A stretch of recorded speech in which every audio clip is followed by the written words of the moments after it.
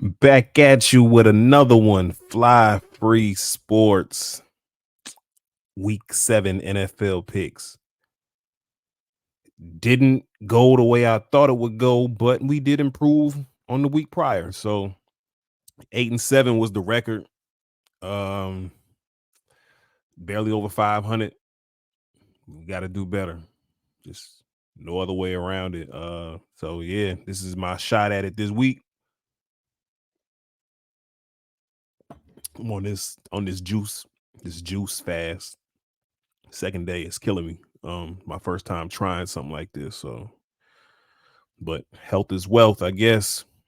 This is my attempt at it. But anyway, back to the point of this video. This is week 7. So we're just gonna jump straight into it, man. Thursday night game, Jags and Saints. Saints at home. I believe they're coming off a loss. I believe the Saints are coming off a loss to the Texans, I think. The Jags have looked good over the last few weeks. I think they'll continue looking good, man, on the road. Give me the Jags in that one. Sunday, Raiders and Bears, two bottom feeding teams. Not really comfortable picking either one of them, but like I say all the time, for the sake of the picks, man, I'm gonna take the home team. Give me the Bears over the Raiders. I just think the Raiders don't have what it takes to win on the road, man. I don't even think they have what it takes to win at home these days. So yeah, let me get the Bears. Browns, Colts. I will say the Browns are surprising me. I didn't think that they win too many games this year, honestly. But Richardson is out for the Colts. I don't know if Deshaun Watson is back for the Browns. I don't really follow up too close on them. I think but I do think the Browns will win. I just think they're a better team. Defensively, they've been very, very impressive. So let me get the Browns in that game. Bills, Patriots. I think that's a complete mismatch, but you know how them divisional games go. This might be the game the Patriots put something together. You just never know. And from the looks of things, the Bills tend to play down to their competition. And I'm saying that with, you know, with in regard to my team. They played us last week and we played them tooth and nail all the way down to literally the gun. So, the Bills kind of play down to their competition, man. And with this being a divisional game, I think that's very scary.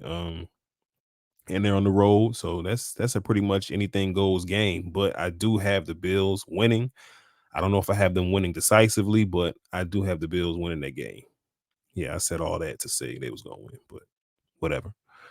Commanders and Giants. Let me get the Giants. Falcons and the Bucks.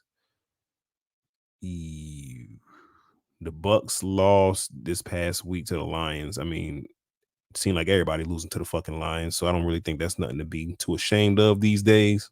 The Falcons just, their offense, man, it's just they can't put it together completely on offense. So it's hard to pick them in these games, man, especially like I said in these divisional games where these teams know them very well.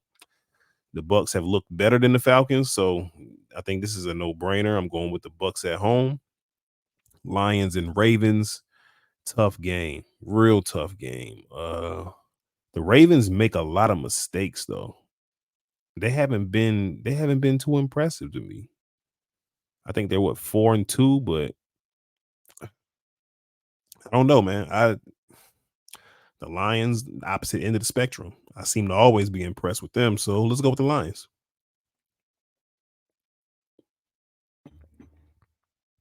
Steelers, Rams. The Steelers are awful. The Rams are up and down. It just depends on the week for them. I think in this matchup, I'm just gonna take the experience, man. I think the Rams, with Matt Stafford at the helm, they're looking a little better on offense. Um, I think they'll figure out a way to beat the Steelers. I think this may be the first season Mike Tomlin has a losing record. I'm gonna go on the limb and say that right now in week 7. Give me the Rams. Cardinals and Seahawks. I think this is a pretty, it's a divisional game. So, like I said, seesaw, back and forth. Anybody could win, but I'm going with the more talented team on paper. Geno Smith will lead the Seahawks to a victory at home with the 12th man. And I think that's that. Packers, Broncos. Are the Packers coming off a bye? I don't remember them playing this past week. And Denver has been pretty much what I expected them to be coming into the year. Yeah, let me get Jordan Love and the Packers. Chargers, Chiefs. Tough. Tough. And I gotta say something, man. Justin Herbert is probably the most overrated quarterback in the NFL. I'm gonna say that right now, and I don't care. And write it down, take a picture. I don't give a fuck. It is what it is, man. He's just he hasn't shown me what everybody says about him, man. It's like he just be underperforming to me. He misses a lot of throws. He's just like real erratic, man. Like and nobody says nothing about his salary. I think he's the second highest paid quarterback in the NFL, if I'm not mistaken, on a yearly average, like over $50 million a year.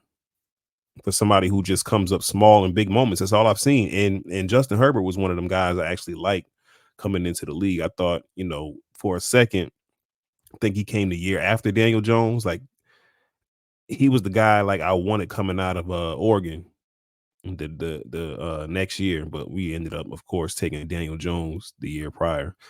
But I just haven't seen it with him, man. I can't pick him over the Chiefs, man. I can't do it. I think the Chargers are a decent team, but they got a lot to prove. So let me get the Chiefs, man. Dolphins, Eagles. That's a great game. And like I said about the Eagles, man, they hadn't been impressive, and it finally reared its head, man, against the Jets. Pause.